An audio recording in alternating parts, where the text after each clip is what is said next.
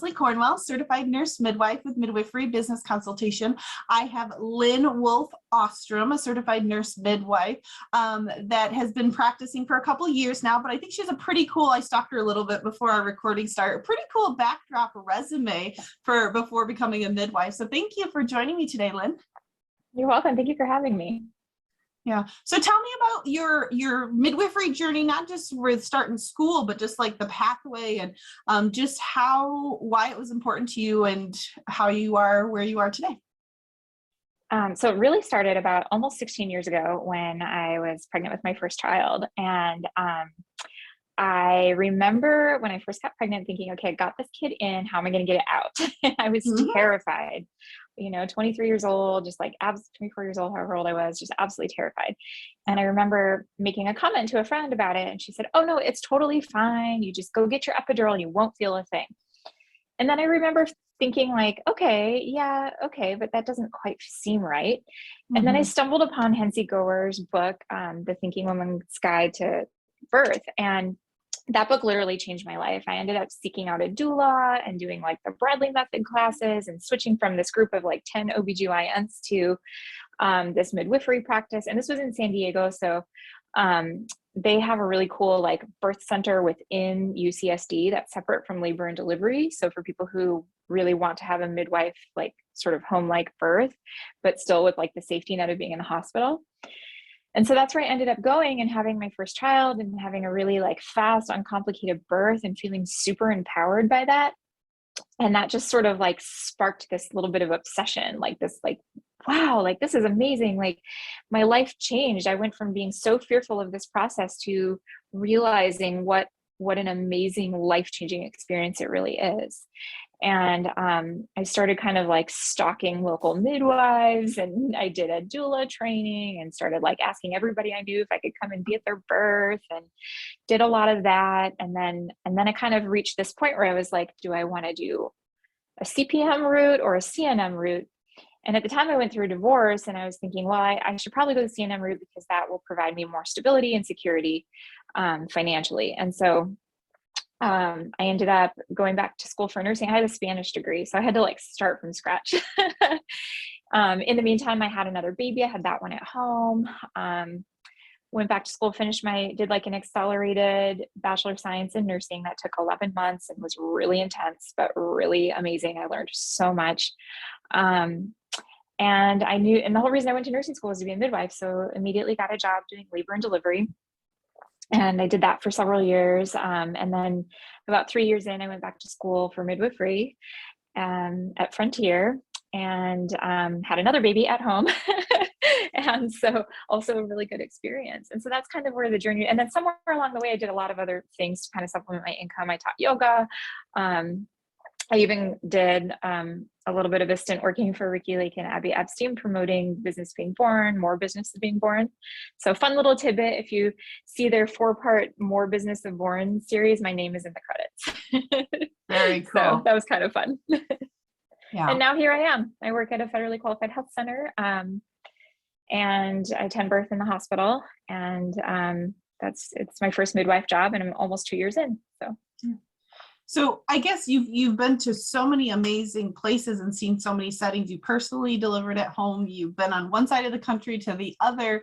Like, do you feel like, because I know sometimes people as a new grad, they stumble on the right job initially, or they're like, okay, it's my first one. There's some goods, the bads, but do you feel like you found one of those dream diamond in the roughs? Or, I mean, I don't want you to get in trouble with your job, but I just like, everybody has little challenges with, you feel like you're in a good place. I mean, I don't know that the dream diamond in the rough, like the place you stay forever, really actually exists personally. Okay. Because I am somebody that constantly is evolving and changing. And I feel like I strive to constantly be learning more and changing. And I don't like to get too comfortable because then I get bored.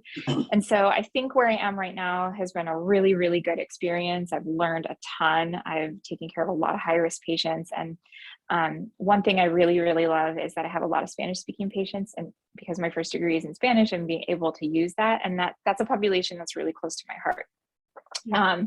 So yeah, it's been a really good experience, and the added benefit of federal loan repayment. Yes, I was gonna say, you got a couple will I stay here perks, forever? so. Yeah, exactly. Will I stay in this job forever? I can't really say. I don't, who knows what the future holds, but I do have a couple of other little things that I'm working on. I'm finishing my Little side psychiatric. hustles and Yeah, like certifications, and we're always learning. exactly. So. If you want to talk, if there's some people watching this that are like finishing midwifery school, thinking about midwifery school, tell a little bit more about the loan repayment program that's available and what you're part of. Yeah. So what I did is, if you work in a qualifying location, and they have to have certain like a certain score, and I don't know exactly what that number is or anything, but it's through HRSA. So HRSA, you can search that, HRSA loan repayment or nursing loan repayment, and it's really cool. So because I work in a federally qualified health center and it meets the appropriate score, I got $50,000 in loan repayment in exchange for a 2-year contract. And then there's the option each year you renew to get, or after that 2-year, you can renew for another year and then another year, and you get $20,000 each additional year that you renew. So, it wiped out a good amount of my student loans, which was really awesome. Yeah, a lot of people have, they're like, I need this crazy high job salaries because I've got 6 months of lean time, but once they start, it's like half my income. How do I make this work out? So I know, and it's a new graduate, if you're open to moving anywhere, I mean, experience is great, and to serve a more underserved community, you get the best of both worlds. You get a nice bonus in the process, and you get if I recall, it's not taxed at all as income. Like if a job, like if you take a private company or even a nonprofit hospital and they give you a bonus or a tuition reimbursement package, that's the other part too. It's not just, it's $50K tax free, not $50K that's counted as your income. So and they just literally dump it into your account once you're approved. You get like a $50,000 direct. So you don't even have to wait till the end. So it's actually at the beginning of the contract. At the beginning. And so the downside to it. Yeah, exactly. But the downside to it is if you default, so like if you lose your job for any reason, like they will not work with you. Like you can end up in some serious hot water. You have to be prepared to relocate anywhere to complete your contract if you were to lose your job, because so similar to military, once you sign up for HRSA, you've got 2 years, they own you. You can't. So what's the word in the military when you're trying to run away from like desertion? How is it called? I think it's called desertion. I should know this because my husband's military. But my family that's in the military is going to be embarrassed by me. But yeah, it's probably the same thing, like midwife desertion. Oh, you can't leave this contract. But I mean, that's the worst thing. It's like, okay, if you're saying for 2 years you're going to work in some sort of HRSA facility to make $50,000, that's $25,000 a year on top of your salary and benefits. Exactly. So, yeah, it's a nice benefit for sure. Perfect. So what other things, I know you said you've been a yoga instructor, you haven't said on the recording yet, but you said offline you're working on your psych NP. So what are you really passionate about? And you see some future dreams or goals that you want to accomplish? Yeah. So ultimately, with all 3 of my kids experienced really bad postpartum depression. And with my third one, it was so bad that I was like faced with like feeling like I needed to be hospitalized, but not willing to do it because I didn't want to be separated from my breastfed baby. And I realized there's just no resources. Like there's nothing. There's like, if you need to be hospitalized, they're not letting the baby go with you. And that's horrible. I think that just makes it worse. And so it just kind of stirred something in me. Like this can be prevented. How many people do you hear? I'm sure you've had patients that are like, I just found out I was pregnant, so I stopped all my meds. And it's like, nah, don't do that. Let's talk about each med and whether or not it's safe. And sometimes it's safer to stay on them. And so that just kind of sparked that in me and made me really want to study that a little more in depth and be able to add that service for my patients. So, I mean, someday I sort of envision maybe like, I don't know, a place where new parents can come and share their experiences and also get treatment and therapy as needed, and something along those lines, but also integrated in with midwifery practice. I'm not entirely sure. It's all a little bit, out there still, but I just know that I needed to do something to like create change in this arena because there's just no resources. Yeah, well, and just postpartum in general in the United States compared to other developed countries completely sucks. Like you have people that move internationally and they're telling you about the paternity care, and they get paid off for 6 months, and they like we have our mamas sometimes have to go back to work 6 days later. Like Yes. there's a lot of pressure with this fast-paced society and the financial demands of being so tight. Like I hear it a lot. There's a lot of midwives like, okay, we're really good at catching babies, we're really good at one-on-one labor support, but the way the insurance world and the system's set up, our postpartum, it needs to be ramped up like 1,000%. Definitely. Yeah.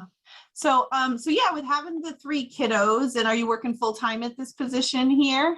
I am. Yeah. Do you get to be, are you in that role where you get some days, or are you still on night shift? Because I know that rotation being a new grad. So I'm actually the only midwife where I work, and I work with, we have 3 physicians and another one coming on soon. And then we have a PA that does office only. So I rotate call with the physicians. I do a 24-hour shift each week. And then I do 3 days in the office, and I'm always post call after my 24-hour shift. So that's kind of nice. So it's a total of 48 hours a week. The 24-hour shift usually isn't horrible because our practice isn't overly busy, but as you know, sometimes it just goes crazy. So it goes in waves for sure. exactly. And did they have a midwife before you got there, or was it a newer? They did. Okay. Yeah. So no, someone they've had, paid yes, they had 2 midwives before, and one left before I got there, and the other one was kind of on her way out, retiring as I arrived. Okay. Yeah. And do they have any plans of adding a second midwife, or is it kind of a nice rotation you guys have right now? I haven't heard of any plans being discussed for that right now. I think they really are just trying to add more positions, or we might be at capacity now that there's a new one coming. But because we have to, even if they add more midwives, like there still has to be physicians to do backup. So. Yeah. Makes total sense. So do you feel like, so I know you said you're using your Spanish degree, do you feel like your marketing and your yoga instructing experience helps with your nurse midwife position? Because we always joke we wear multiple hats. Yeah, I think so. Like with the yoga stuff, I'm always showing like patients with always people are like, oh, my back hurts, or I'm having sciatic pain. I'm like, well, let me show you these stretches. And they always kind of laugh at me because I'll climb up on the table and like get into, this is cat the cow. dog, and you're saying all these names. Yeah, and exactly. You're the yoga midwife to them. But I think it's important, like talking about yoga, we joke, but don't joke. Like there's these algorithm recipes to have very successful pregnancy and birth. And I like, okay, you can do cardio, you can do weights, but the power of Pilates and yoga for pregnancy and just the outcomes, it's just amazing to me. It is. There's actually some studies that have been done that show people who do regular yoga throughout their pregnancy tend to have shorter labor and less complications in labor. So, and it can reduce your blood sugar. Mm-hmm. Yeah. So it can reduce risk of diabetes. So, I mean, it does, it makes sense. It's so good for you. It's so good for everyone to even just, some simple yoga poses every day. Yeah. Well, and we always joke, but don't joke. Like, okay, practice squatting, practice hands and knees, practice these weird positions you're never going to ever do, but when you're in labor. And because if you're practicing them for the first time in labor, you're going to have leg cramps, you're going to don't have the endurance. Those muscles have never done that before. And so, yeah, I remember after having my first, I was like, I have muscles hurt that I didn't even know I had muscles. So, yeah, pelvic tone and even like when you were talking about postpartum support, I think pelvic floor therapy and just so much with getting a nice gentle, because so many people are like, well, I want to start exercising postpartum, but I don't know how. And yoga is such a nice and gentle way for them to start getting into it. Definitely. And there's so many like free and low cost resources out there. Like I use Peloton. I think we mentioned before, and there's even some prenatal classes that like prenatal yoga, stretching, even like prenatal like strength and core workout classes and postnatal that they've put on that app. And then like, even if you get on YouTube and start Googling, you can find free stuff. And so I usually try to direct people towards, there's a lot of stuff out there. If you can. And then it's on your own pace at home, and you're not trying to sit next to some lady that's 80 and been doing it the whole time and you can't even hold a pose for 10 seconds. I think that's half the embarrassment, is like, I don't know what I know is going to come in and see this. Yeah. So when you get started, it's kind of nice to do it at your privacy, your own home. Definitely. So yeah, I appreciate you getting on with me, Lynn. Is there any words of wisdom or anything for an aspiring midwife you would like to pass on? So these are some super wise words that another midwife shared with me. Her name's Kathy Quick, and she's marvelous. If you haven't met her, when I was in school, she shared with me, because it was hard, right? Going through school is hard. And she said to me, if you can do anything else, this is kind of bad, but she said, if you can do anything else with your life and be happy, do that. If not, be a midwife. And so I think that really rang true, because it's like midwifery is like a calling. And I feel like if you're called to it, like you won't be happy doing anything else, you know? Yeah. Mm-hmm. And so like, even with me kind of pursuing some of these other areas, it's all intertwined and related. And it's like, it's not like we're ever going to just abandon midwifery as a whole. Like this is who we are. I think it's part of our soul. And even if we, like, you know, you're doing something midwifery related, but maybe not necessarily catching babies or supporting people in another way, but somehow intertwined with it.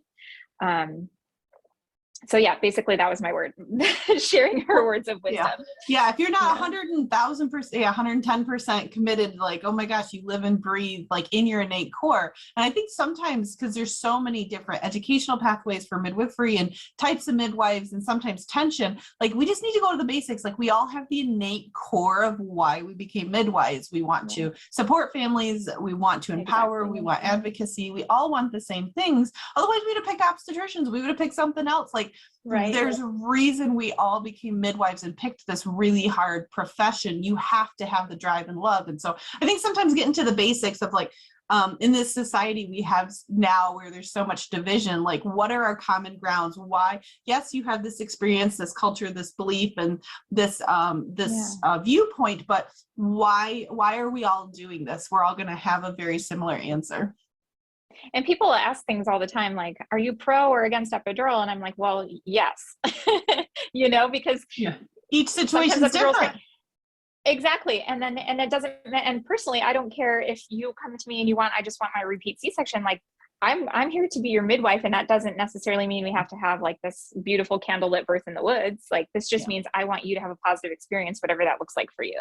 Yeah. And I think that's something that people need to remember. So, yeah. Well, and it's always going to the basics. Like what's the definition of midwife with woman? It's not home birth. It's not catching babies. It's not anti this. It's literally just the definition, supporting women and their families in whatever degree it's going to look like. Yeah. I did my PhD on, or the thesis for a master's degree on epidural. So the true informed consent, because it's like, I don't care if you get one or don't, but did you get informed consent about the choice you made? I think that's the biggest barrier, is we kind of get too laid back. Well, she said she wanted this, but I was like, did she all of a sudden not know that she could get a spinal headache and now she can't support her baby? Like, did she know that was a potential risk? Like, we're pushing it so safe and or one direction or the other. And so I think, just the basics of informed consent and not getting our own biases in. We don't know their situation, their needs, and we just need to advocate for what's best for them. So very wise words.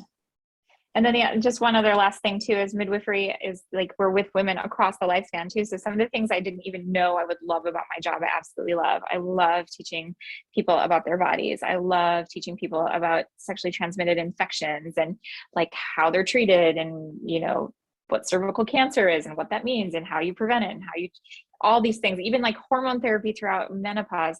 There's so much that goes into being a midwife, and there's so many things that are fascinating, and you can break off into these little niches, and I just love that. Like we really do more than just birth and babies. So well, and I think a lot of people initially, they don't go in, well, I'm going to be a midwife because I'm going to do hormone replacement therapy. Like 99% of us go into it, I'm going to be a midwife because I want to catch babies. But then we get this icing on the cake afterwards. We're like, I didn't know as soon as they have their first period till forever, we could take care of women and do primary care. And like, that to me, that was icing on the cake, because there's very little known about midwives, let alone truly midwives practicing to their full scope or knowing what that full scope is. So I think that's a good point to bring up, Lynn. Thank you. Well, hopefully that baby you mentioned before we started recording, you had a lady that was anterior lip. So I'm glad that she let us do our recording today. Me too. Watching her strip as we're talking. So. I knew you were looking over. I was like, okay, I'm waiting for the call. We're going to get through the baby. The midwifery universe was letting us finish our recording. So thank you. I really appreciate you getting on with me, Lynn, and have a good rest of your day.